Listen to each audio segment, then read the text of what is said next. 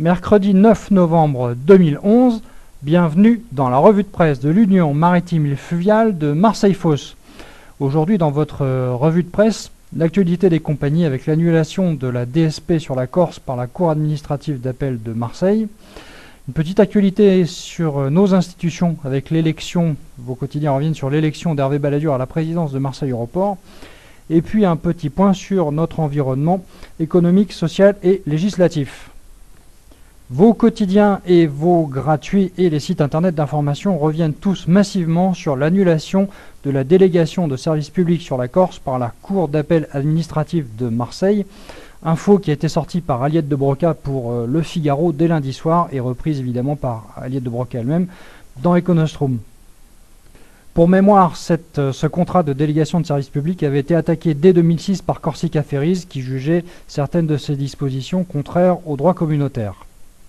La Marseillaise en page 5, la Provence en page 6, les Échos en page 7, l'antenne en couverture, Direct Marseille en page 4, ainsi que les sites internet de Corse Matin, de Mer et Marine et de 20 minutes reviennent massivement sur cette nouvelle. La justice demande l'annulation ou la résiliation amiable du contrat de délégation de service public dès septembre 2012, alors qu'il était prévu pour se terminer en 2013. L'arrêt vise spécifiquement deux des dispositions du contrat de DSP. La première est celle dite de service complémentaire qui concerne les périodes de pointe en été et qui coûte à l'heure actuelle 34 millions d'euros par an à l'Office des transports corses. La Cour estime que cette disposition est une entorse à la concurrence et aux règles communautaires sur le cabotage et qu'on ne peut invoquer le service public et il ne peut être imposé que lorsque les conditions de marché ne sont pas satisfaisantes. La deuxième des dispositions du contrat de délégation de service public visé est celle dite de la clause de sauvegarde qui prévoit une compensation de la baisse des recettes commerciales si les chiffres prévus au contrat ne sont pas atteints. La Cour estime que cette compensation peut être assimilée directement à une aide d'État, c'est-à-dire qu'elle doit être soumise à l'avis de la Commission européenne, et que dans le cas où elle serait jugée comme étant une subvention déguisée, elle pourrait être remboursée. Un nouvel appel d'offres devrait donc être lancé en septembre 2012 dans un périmètre qui reste toutefois, et c'est très important pour l'avenir des compagnies sur la Corse, dans un périmètre qui reste à définir.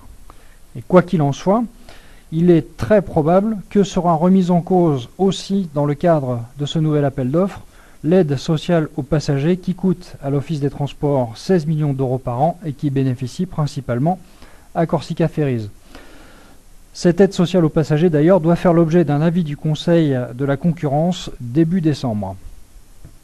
Paul Molga prolonge l'article des Échos par un article de fond sur le renouvellement de la flotte des armateurs qui desservent la Corse, en mettant en avant le rapport Revet qui avait été publié l'an passé. Corsica Ferries estime qu'elle aura besoin de 5 nouveaux cargos mixtes pour un budget de 750 millions d'euros. La SNCM, quant à elle, et nous l'avons évoqué la semaine dernière, a un projet de remplacement de ces 9 navires par 8 cargos mixtes plus rapides pour une enveloppe oscillant entre 800 et 900 millions d'euros. Quant à la méridionale, elle a fait entrer en flotte le Piana qui lui a coûté 150 millions d'euros. L'actualité de nos institutions maintenant, vos quotidiens et les sites internet d'information reviennent sur l'élection d'Hervé Balladur à la présidence de Marseille Aéroport. Vous trouverez cette nouvelle dans Mer et Marine, dans la Provence en page 6 et dans l'antenne en page 4. Donc Hervé Balladur a été élu à la présidence de Marseille Aéroport, association créée en 1993 par la Chambre de commerce, le Port de Marseille et l'Union maritime et fluviale et qui a pour objet la promotion commerciale de la place. Hervé Balladur est élu pour un mandat de 2 ans et il sera assisté dans sa tâche par Dirk Beckart qui représente le port et qui est, comme vous le savez tous, directeur du développement du port au poste de secrétaire, et Jean-François Suaz qui représente la Chambre de commerce au poste de trésorier et que vous connaissez parce qu'il siège au Conseil de l'Union maritime en tant que pilote. Selon les mots d'Hervé Balladur, les enjeux de cette nouvelle présidence sont évidemment de reconquérir la confiance des clients, chargeurs et armateurs en valorisant le savoir-faire et les compétences de notre place portuaire. L'antenne revient brièvement sur le programme prévisionnel des actions commerciales en France et à l'étranger. Nous attirons votre attention sur celle qui se tient la semaine prochaine à l'Institut du Monde Arabe, mardi soir, donc mardi 15, à Paris. Notre environnement économique, social et législatif maintenant. Vous trouverez dans les Échos en page 26 un article sur le fret ferroviaire de Lionel Steinman qui met en lumière une anomalie, en tout cas ce qu'on peut considérer comme une anomalie dans la gestion du réseau ferré. Comme vous le savez tous, le réseau ferré français, en tout cas l'infrastructure, est désormais géré par Réseau Ferré de France. Ce que peu de gens savent, et moi y compris, c'est qu'en fait RFF sous-traite la plupart de ses opérations au département infrastructure de la SNCF.